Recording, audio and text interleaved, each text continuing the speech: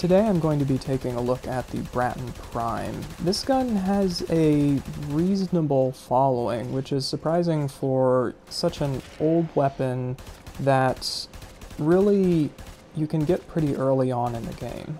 It has about a 75% better damage and magazine size than the regular Braton, and the most important part is it has a fourfold higher status chance, 20% status versus the regular Braton's 5% status. Oddly enough, it has a lower ammo capacity, but while I was testing it, I didn't find it very noticeable. The Braton Prime doesn't come with any polarities, meaning you won't be able to fit very many mods on it when you haven't put an Orokin Catalyst in it. My recommendation is simply the highest rank Serration you have plus 2 dual stat mods for whichever faction you are planning on fighting. With 30 mod capacity, the Braton Prime really doesn't have any issue with level 30 enemies, meaning going through the star chart, it's going to be a pretty solid weapon most of the time. It has above average accuracy at long range for an assault rifle that fires as quickly as it does, meaning that it doesn't restrict your choice of secondary weapon as much as some other weapons might. Against enemies level 15 and lower, you can take off one of the dual stat mods and put on a speed trigger or some other quality of life increasing mod, and it will still perform fairly well. Once you've increased the capacity of the Braton Prime from 30 to 60 with an Orokin Catalyst, the first thing you're going to want to put on is a split chamber for the additional multi-shot. This weapon would require plus 400% status in order to get to 100% status chance before multi-shot, so that's kind of out of the question.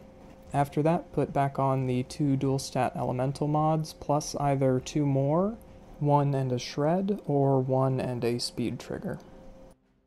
As with most catalyst upgrades on weapons that rely on their supplemental stats, either status or crit, this is a pretty significant improvement over the 30 capacity Braton Prime. In this clip you can see that it's cutting through the level 35 enemies in a way that was pretty similar to the level 15 enemies before. And while I do generally prefer Shred in most circumstances, Speed Trigger is probably going to give you the highest DPS increase. With the Catalyst, I think the usability goes up to around enemy level 60, though you may have trouble with some heavy enemies. The first and second polarity you'll want to add with Forma are 2 Madurai polarities. That's just because Serration and Split Chamber are the largest drains out of any mods you'll be using. After 2 Forma, this is one of the builds I settled on, with 2 dual stat elemental mods and matching regular elemental mods. It makes the gun viable up through about level 100 content, even handling heavy enemies reasonably well.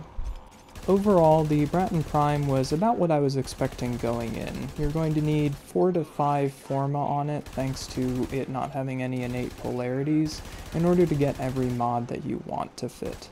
However, with just 2 Forma after the Catalyst, it performs well for most of the content you're going to be playing on a daily basis. The main draw for this weapon, and what I think will allow it to remain relevant for the foreseeable future, is the fact that it's a Mastery Rank 0 weapon. Since all of the parts are reasonably easy to acquire, the price of the Braton Prime on the open market is actually very cheap.